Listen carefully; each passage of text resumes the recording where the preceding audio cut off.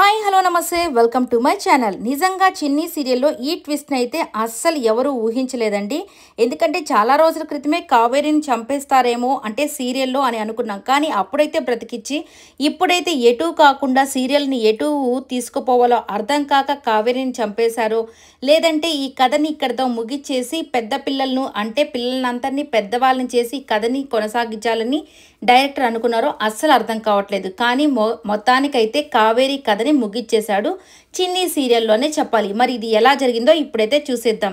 So first అయితే దేవా పంపించిన మనుషులైతే కావేరిని వెతుక్కుంటూ వెళ్తూ ఉన్న టైంకి కావేరి ఒక ఆటోలో ఎక్కడం చూశారు. సో ఆటోని ఫాలో అయిన ఈ రౌడీలు సో ఎందుకో కావేరి ఆ ఆటో రిపేర్కి వచ్చేసరికి కావేరి దిగి చిన్ని కావేరి ఇద్దరు నడుచుకుంటూ వెళ్ళి ఇంకొక ఆటో ఎక్కుతున్న టైంకి కావేరిని అయితే షూట్ చేసేస్తారు ఆ దేవా మనుషులు. సో ఆ యొక్క బుల్లెట్ వచ్చి చేతికైతే తగులుతుంది. ఆ రక్తం కారుకుంటూ నిజంగా అయితే కావేరి ఆటో మీద పడిపోతుంది. దాన్ని చూసిన చిన్ని అయితే కిందకి దిగేసి అమ్మ ఏమైంది ఏమైంది అని చెప్పి అడుగుతుంటే ఈ యొక్క రక్తం అయితే కారుతూ ఉంది కావేరికి. సో దాంతో ఇంకా కాపాడే వాళ్ళు ఎవరు లేక రక్తం అంతా పోతూ ఉంటే ఇక ఏం చేయాలో తెలియక వాళ్ళైతే ఒక దగ్గర కూర్చొని ఉంటారు. సో రౌడీలు అయితే వీళ్ళని వెతుకుతూనే ఉన్నారు.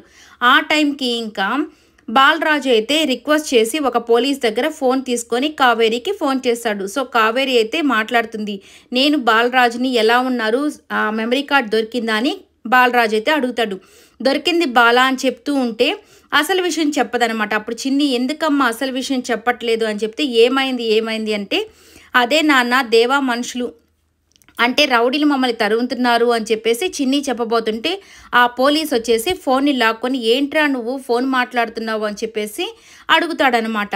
సో దాంతో వాళ్ళని ఎంత రిక్వెస్ట్ చేసినా పాపం ఫోన్ అయితే ఇప్పుడు ఇంకా బాలరాజుకి అయితే టెన్షన్ పెరిగిపోతుంది. ఏమైంది అని చెప్పేసి చాలా టెన్షన్ పడుతుంటాడు. ఇంకా పోలీస్ అయితే మన సిఐ వస్తున్నాడు కాబట్టి నేను ఫోన్ ఇవ్వను అని చెప్పేసి ఆయన అయితే ఒక పక్క చెప్తూ ఉన్నాడు. సో ఇక ఏం చేయాలో తెలియక ఇక్కడేమో రౌడీలేమో తరుముకుంటూ ఉన్నారు. పాపం చిన్ని వాళ్ళ పరిస్థితి భయంకరంగా ఉంది. ఇప్పుడు బాలరాజు పరిస్థితి కూడా భయంకరంగా ఉందన్నమాట. సో ఇలా జరుగుతున్న టైంకి మళ్ళీ సిఐ వెళ్ళిన తర్వాత మళ్ళీ ఫోన్ అయితే ఇచ్చేస్తాడు. ఎలాగో రిక్వెస్ట్ చేస్తే ఆ యొక్క కానిస్టేబుల్ అయితే ఫోన్ ఇస్తాడు. మళ్ళీ వెంటనే మాట్లాడేసరికి ఇంకా ఫోన్ లిఫ్ట్ చేయరు వాళ్ళు. సో ఇక ఇలా ఈ కథ అయితే బాలరాజుకి ఆ టెన్షన్తోనే అట్లాగే ఉండిపోతాడు. సో కలిసే టైంకి సిఐ వచ్చి లాక్కొని బాగా కొడతాడు బాలరాజుని. ఏంట్రా నీకు ఫోన్ కావాలా, నీకు ఫోను మాట్లాడడానికి అన్ని అవకాశాలు ఇస్తారా అని చెప్పేసి ఏదేదో మాట్లాడి పాపం కొడతాడు. సో దాంతో బాలరాజు కూడా బాగా ఫీల్ అయిపోయి మీకు భార్య బిడ్డలు ఉంటారు కదా సార్ ఎందుకు ఇలా చేస్తున్నారని చెప్పి రిక్వెస్ట్ చేసినా ఇవ్వడనమాట. సరే ఇది ఇలా ఉంటే ఇంకా కావేరికి బ్లడ్ అంతా పోతూ ఇంకా చనిపోయే స్థితికి అయితే కావేరి వచ్చేస్తుంది. సో కొత్త కథలో కొత్త వాళ్ళైతే వచ్చేసారు కదా, ఎంట్రీ ఇచ్చారు.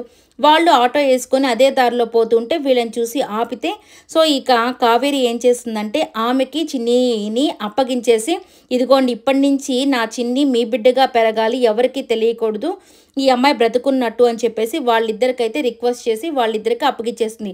పాపం చిన్ని అయితే కన్నతల్లి కోసం నిజంగా ఎంత బాధపడుతుందంటే నేను విడిచిపోనమ్మా నువ్వే నా అమ్మవ అని చెప్తున్నా కానీ ఇంకా కథ అయితే ఇంకా ఆమె చనిపోతుంది కాబట్టి వాళ్ళ చేతుల్లో ఆ అమ్మాయిని పెట్టేసి కావేరి అయితే చనిపోతుంది.